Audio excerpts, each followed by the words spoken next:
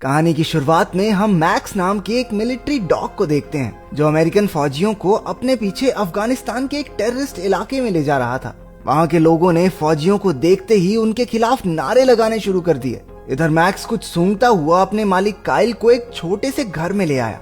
Max काफी देर तक एक कारपेट को सूंघता रहा। उसने कारपेट के नीचे बनी वो खुफिया जगह ढूंढ निकाली जिसमें गैर कानूनी बंदूकें और हथियार छिपाए गए थे। ये साबित हो गया था कि उस इलाके के लोग आतंकवादियों को हथियार बेचते थे। अपनी ड्यूटी खत्म करके काइल बेस पर पहुंचा और अपने पिता रे और माँ पैमेला से वीडियो कॉल पर बात करने लगा। रे भी एक रिटायर्ड आर्मी ऑफिसर था। काइल के माँ बाप भी मैक्स से बहुत प्यार करते थे। हालांकि काइल के भाई जस्टिन को कुत्तों में कुछ खास दिलचस्पी नहीं थी। कुछ दिन बाद काइल को उसके सीनियर ऑफिसर्स ने बुलाया। पता चला कि जितनी बंदूकें उन्होंने जब्त की थी वो सारी ऑफिस तक नहीं पहुंची। उन्हें शक था कि काइल की टीम में से कोई हथियार चुरा रहा है। काइल ने अपनी टीम से पूछताछ शुरू की तो पता चला कि इस सब के पीछे उसके बेस्ट फ्रेंड टाइलर का हाथ है। लेकिन काइल अपनी दोस्ती खराब नहीं करना चाहता था, इसलिए उसने टाइलर को एक मौका देने की सोची। अगले दिन काइल अपने ग्रुप के साथ अगले मिशन पर जा रहा था। मैक्स उन्हें अपने पीछे एक मैदान तक ले आया और बीच में रुक गया। इधर काइल ने टाइलर से कहा कि वो उसके गैर कानूनी हथियार सप्लाई करने के बिजनेस के बारे में सब जानता है। हालांकि माफी मांगने की बजाय टाइलर ने काइल को अपना मुंह बंद करके मिशन पे ध्यान देने को कहा। उधर मैक्स आगे बढ़ता जा रहा था। वहां आतंकियों ने माइंस बिछा रखे थे जिनके फटने से अचानक धमाके होने लगे। चारों ओर हड़बड़ी मच गई। मैक्स को मुसीबत में देखकर काइल तेजी से उसे बचाने भागा। उसने टाइलर को कवर फायर देने के लिए कहा, लेकिन वो नीच उसे धोखा देकर एक चट्टान के पीछे जाकर छुप गया। बदकिस्मती से काइल दुश्मनों से लड़ता हुआ शहीद हो गया। इसके बाद सेना के कुछ अफसर काइल के परिवार को उसकी मौत की खबर देने गए। उसके माँ बाप और भाई जस्टिन को ये सुनकर बहुत गहरा सदमा लगा। काइल को आखिरी बार अलविदा कहने के लिए पूरा परिवार चर्च में पहुंचा। मैक्स को भी वहां लाया गया जो अपने मालिक को खोकर बेहद दुखी था। वो चुपचाप जाकर काइल के ताबूत के पास बैठा रहा। फ्यूनरल पूरा हो जाने के बाद जब ऑफिसर्स मैक्स को वापस ले जाने लगे तो वो बुरी तरह छटपटाने लगा और उनके साथ चलने से मना कर दिया। वो जस्टिन को पहचान कर उसके पास चला गया। उसे जस्टिन में अपने मालिक की झलक नजर आ रही थी, लेकिन जस्टिन ने आर्मी ऑफिसर्स के साथ जाकर उसे वैन में छोड़ दिया। अगले दिन जस्टिन काइल के कमरे में बैठा उसकी तस्वीरें देख रहा था। उसके पिता रे ने आकर उसे दिलासा देने की कोशिश की, लेकिन जस्टिन गुस्से में आकर अपने पिता को ही काइल की मौत का दोषी ठहराने लगा। तभी पैमेला ने आकर उन्हें बताया कि मिलिट्री ने मैक्स को मार देने का फैसला लिया है। बिना वक्त गवाए वो तीनों मैक्स से मिलने डॉग शेल्टर पहुंचे। उन्हें पता चला कि मैक्स काफी खूंखार होकर आपे से बाहर हो चुका था। काइल की मौत के बाद से वो सदमे में था और किसी भी इंसान के उसके पास जाते ही वो उस पर अटैक कर देता। लेकिन जैसे ही जस्टिन ने कमरे में कदम रखा, मैक्स शांत होकर जमीन पर बैठ गया। मैक्स उसके ऑर्डर्स मानता था क्योंकि वो काफी हद तक काइल जैसा दिखता था। उसे जस्टिन के साथ खुश देखकर रे ने उसे अडॉप्ट करने का फैसला लिया। लेकिन घर पहुंचकर रे ने कहा कि क्योंकि मैक्स एक खूंखार जानवर है, इसलिए वो उसे घर के अंदर नहीं रख सकते। उन्होंने मैक्स को बाहर ही गार्डन में बांध दिया। रात के समय मैक्स जोर जोर से भौंकने लगा। उसके शोर मचाने की वजह से पूरा परिवार और आस पड़ोस के लोग भी बहुत परेशान हो रहे थे। ना चाहते हुए भी जस्टिन बाहर मैक्स के पास आया। उसे देखते ही मैक्स ने भौंकना बंद कर दिया। अब तो वो जस्टिन को वापस जाने ही नहीं दे रहा था, इसलिए जस्टिन मैक्स के पास ठीक वैसे ही लेट गया जैसे काइल लेटा करता था। जस्टिन के सो जाने के बाद मैक्स पूरी रात उसकी रखवाली करता रहा। अगली सुबह जस्टिन अपने दोस्त चूई और उसकी कजन कार्मेन से मिला। कार्मेन को कुत्ते बहुत अच्छे लगते थे। जस्टिन ने उन्हें बताया कि मैक्स को संभालना उसके लिए बहुत मुश्किल हो रहा है, तो कार्मेन ने कहा कि वो मैक्स को ट्रेन करने में उसकी मदद कर सकती है। अगले दिन कार्मेन और चूई उसके घर आए। कार्मेन ने जस्टिन को कुत्तों के पास जाने की ट्रेनिंग दी और उन्हें कंट्रोल करना भी सिखाया। कुछ ही घंटों की प्रैक्टिस में जस्टिन मैक्स को अपने साथ साथ घुमाने लगा। रात को जब सभी डिनर कर रहे थे तो अचानक बाहर से मैक्स के जोर जोर से भौंकने की आवाजें आने लगी। तभी दरवाजे पर घंटी बजी। जस्टिन ने देखा कि दरवाजे पर टाइलर था। उसके माँ बाप टाइलर को देखकर बहुत खुश हुए। पूछने पर टाइलर ने बताया कि एक मिशन के दौरान उसे काफी चोटें आई थी, इसलिए वो थोड़ा आराम करने के लिए घर वापस आया है। बाद में वो टाइलर को मैक्स से मिलाने ले गए तो मैक्स उसे देखकर जोर जोर से भौंकने लगा और आपे से बाहर हो गया। गुस्से में मैक्स ने अपनी चेन तोड़ डाली और टाइलर पर हमला कर दिया। बड़ी मुश्किल से जस्टिन और कार्मेन ने उसे शांत किया और टाइलर की जान बचाई। असलियत तो ये थी कि मैक्स अपने मालिक काइल की मौत को भूला नहीं था और उसके अंदर टाइलर से बदला लेने की आग जल रही थी। अगले दिन जस्टिन मैक्स को घुमाकर वापस आया तो वहाँ एक पिंजरा रखा हुआ था। उसकी माँ ने बताया कि ये पिंजरा मैक्स के लिए है ताकि वो किसी और पर हमला ना कर सके।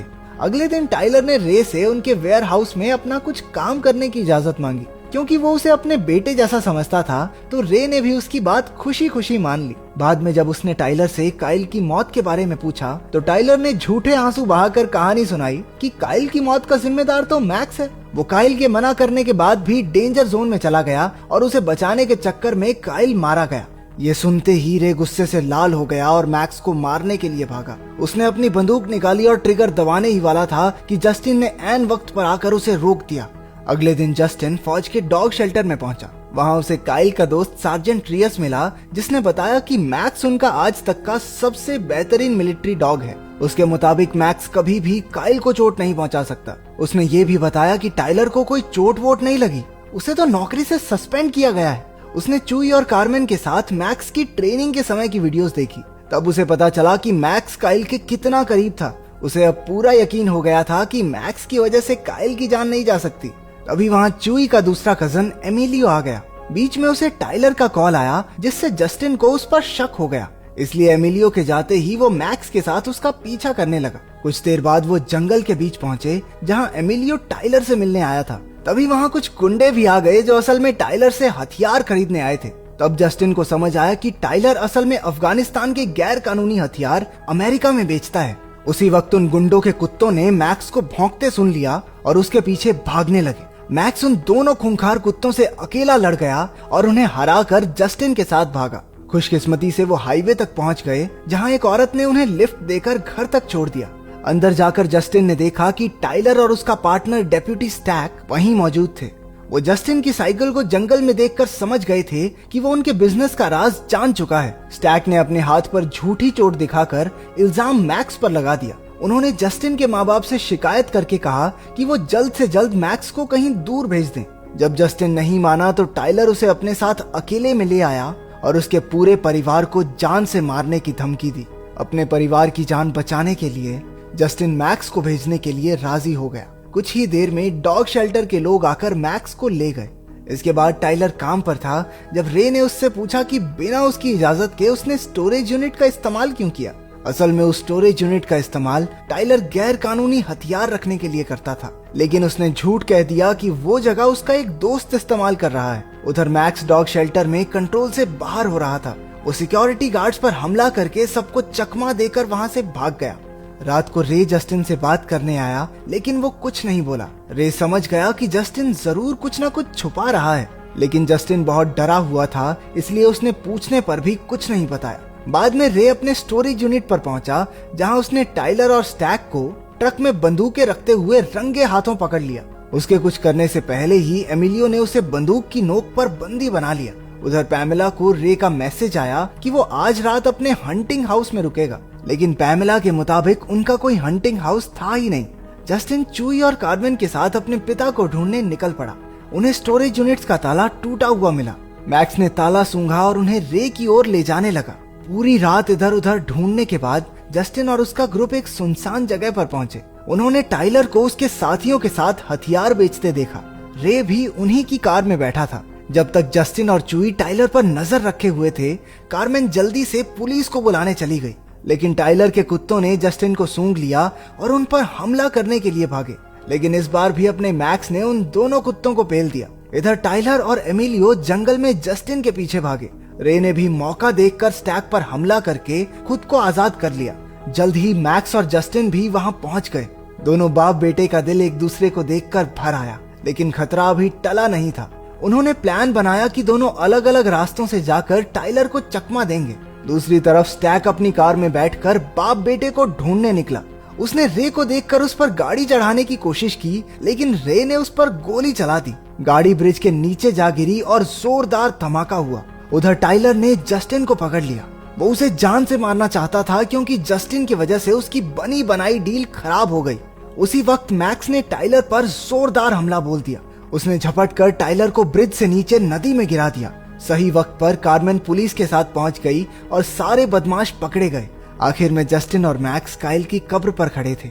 जस्टिन ने काइल का शुक्रिया अदा करके पहली बार उसे सैल्यूट किया। घर लौटने पर उसके दोस्तों और परिवार ने उसका जमकर स्वागत किया। बाहर मैक्स का पिंजरा भी नहीं था। रे ने कहा कि अब से मैक्स उनके परिवार का हिस्सा बनके घर के अंदर ही रहेगा। उनका परिवार एक बार फिर से पूरा हो गया। क्या आपके पास ऐसा कोई पेट है जिसे आप अपने परिवार का हिस्सा मानते हैं? कमेंट्स में जरूर बताना।